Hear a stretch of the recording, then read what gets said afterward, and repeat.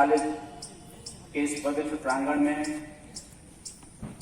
ये जो ऐतिहासिक कार्यक्रम हो रहा है उसके लिए प्रिय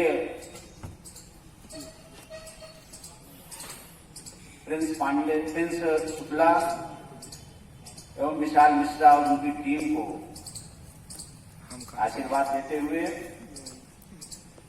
आज इस गुरु वंदन कार्यक्रम की अध्यक्षता कर रहे इस विद्यालय के यशस्वी अविस्मरणीय प्रधानाचार्य तथा हमारे ही बीच के में बैठे हुए हम लोगों के भाग्य से राष्ट्रीय शैक्षिक महासंघ के प्रदेश महामंत्री, वरिष्ठ अध्यापक साथी एवं इस विद्यालय के क्यारी को सुशोभित करने वाले सारे शिक्षक साथी तथा इस विद्यालय में की क्यारियों में से उत्पन्न हुए इस वृक्षों के पुष्प जो आज हम सारे शिक्षकों को एक संजीवनी दे रहे हैं। विगत 22 मार्च 2020 से हम लोग बच्चे तो बहुत देखे हैं, व्यक्ति भी बहुत मिले, परंतु आज विद्यार्थी देखने को मिला। बहुत बड़ी संजीवनी हम लोगों को मिल रही है। हम लोग विद्यालय आते थे, रहे यहाँ, विद्यालय के अन्य विधिक कार्यक्रमों को संपन्न किया जा रहा था, परंतु विद्यार्थियों से मुलाकात नहीं हो पा रही थी। और आज ऐसा प्रतीत हो रहा है कि वास्तव में इन विगत वर्षों में जो संस्कार हम लोग अपने विद्यार्थियों को दिए वो आज परिणित रूप में दिखाई पड़ रहा है, क्रियान्वित होता दिखाई पड़ रहा है। आज के जो मुख्य आयोजक जिनसे हम व्यक्तिगत रूप से ज्यादा खुले मिले, प्रिंस शुक्ला, इसके साथ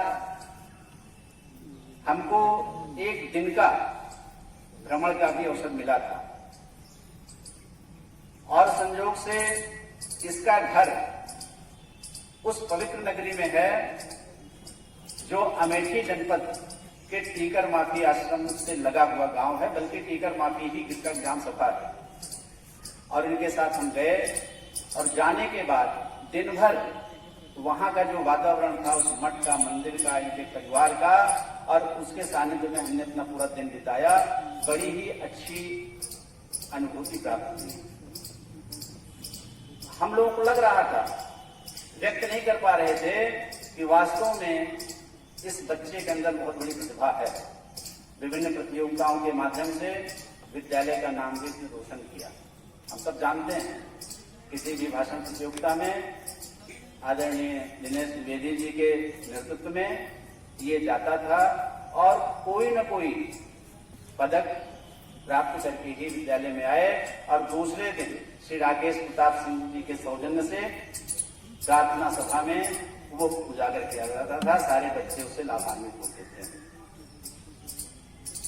इस कोविड-19 के काल में हम लोग विषम परिस्थितियों से जूझ रहे हैं, ये बात सत्य है।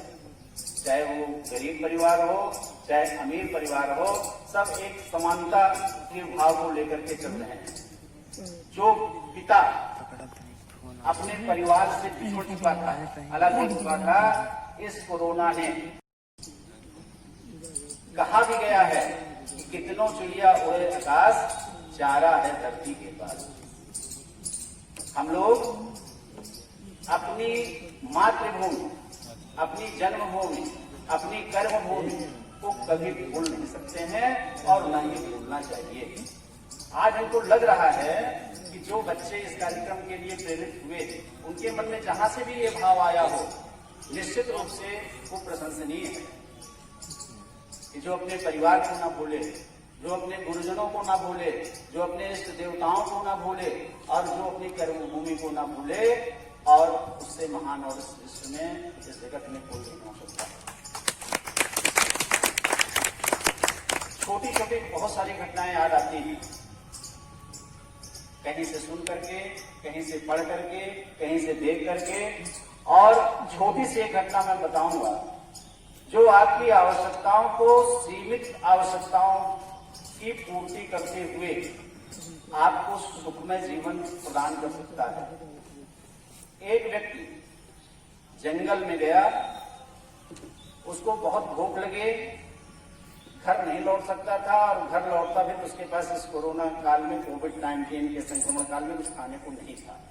जंगल में वो या तो शिकार खेलने गया होगा या तो लकड़ियां मिलने गया होगा, किसी तरह से खान पान की कोई व्यवस्था हो।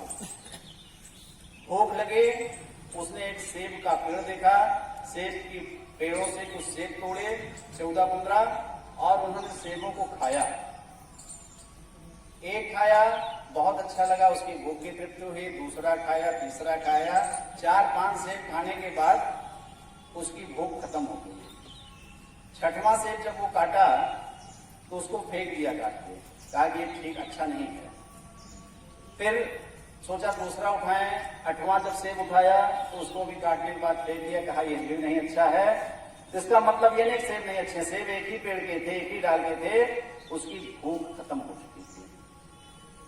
और आपको जानना चाहिए कि कोई भी चीज हमको तब अच्छी लगती है जब हमारे पास भूख रहती है। विद्यार्थी वही है जिसकी ये इच्छा होगी कि हम विद्यालय में अपने गुरुओं के सानिध्य में बैठ करके कुछ सीखने के लिए आए हैं, वही उसको तभी अच्छा लगेगा। आपको ऐसा नहीं है, विशाल मिश्रा, प्रिंस शुक्ला या आदि विश्वजीत, ये सब लोग बहुत सारे मित्रों से अपनी चर्चा किए होंगे कि भाई हम लोग इस कार्यक्रम को करना चाहते हैं, लेकिन क्या आपकी कक्षाओं में या कक्षा 12 पास करके जो विद्यार्थी गए हैं इतने ही छात्र थे?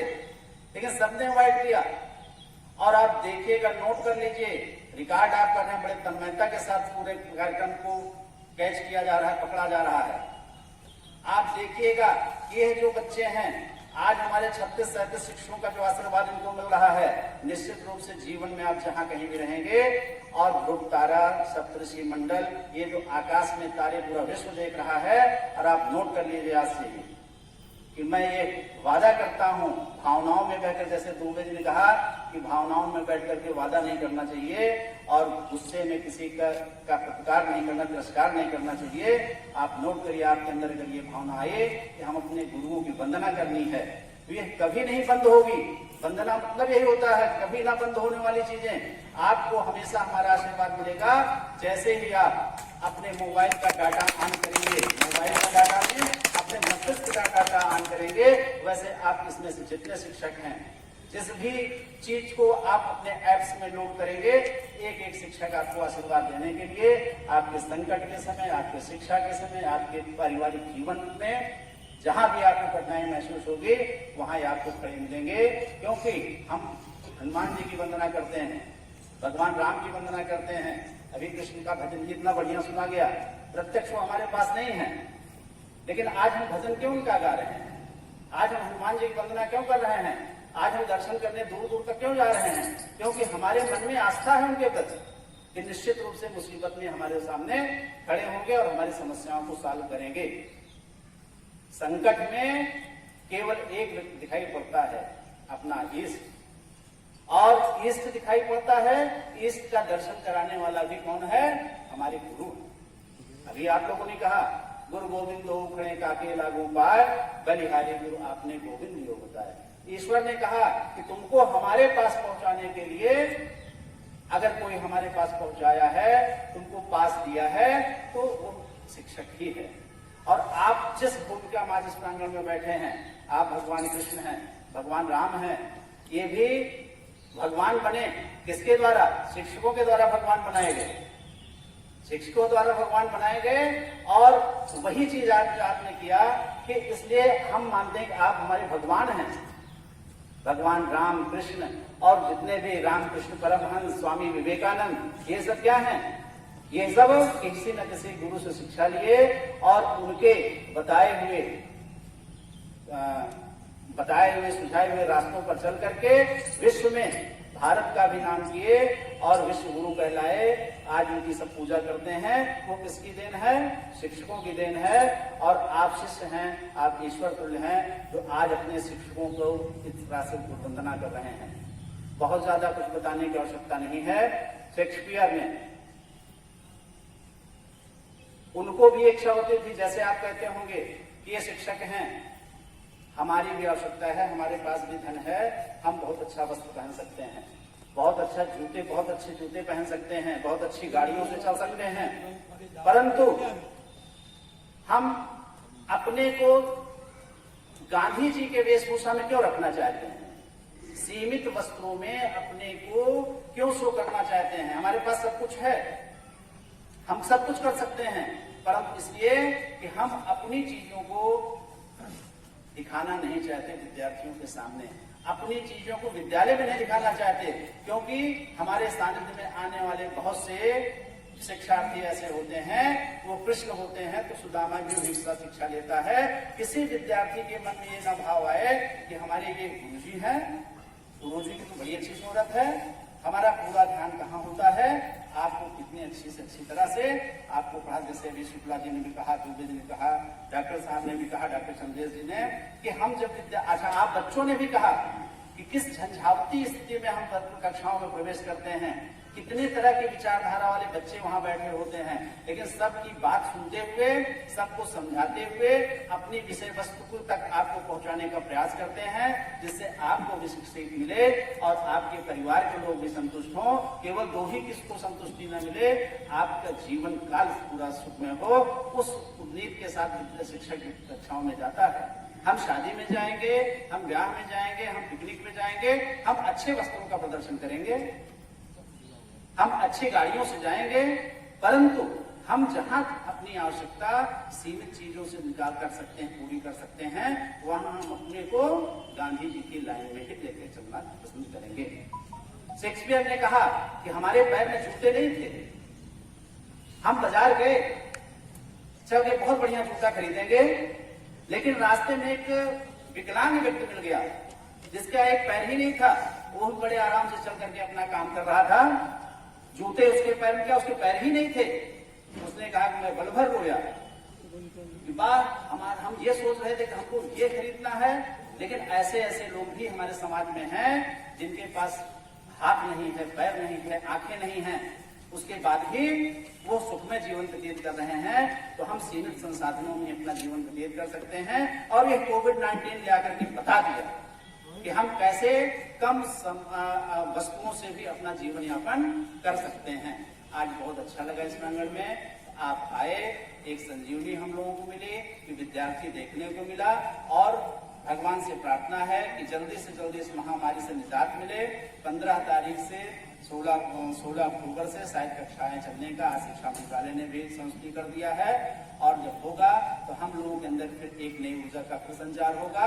और आप लोगों से एक साग्रह, चाहे सुझाव है, चाहे निवेदन है, जब भी इस प्रांगण की आवश्यकता आपको महसूस पड़े, अपने किसी शिक्षकों की आवश्यकता महसूस की, चल करके फोन के माध्यम से आप इनसे ऊर्जा प्राप्त कर सकते हैं। और आने वाले जो पीढ़ियां हैं, निश्चित रूप से आपके बहुत सारे दोस्त 11th के होंगे, 10th के होंगे, आपके परिवार के बच्चे होंगे, उनको भी इस तरह से प्रेरणा दीजिए कि हमेशा जब विद्यालय में रहो, विद्यालय के शिक्षकों के अनुसार अनुशासन, नियम, तरीके जो भी हैं उसका पालन करो। विद्यालय के बाहर निकलो तो अपना जीवन जिसमें सुधरे उसी रास्ते पर चल करके और अच्छा से अच्छा जीवन यापन करो। धन्यवाद। जय।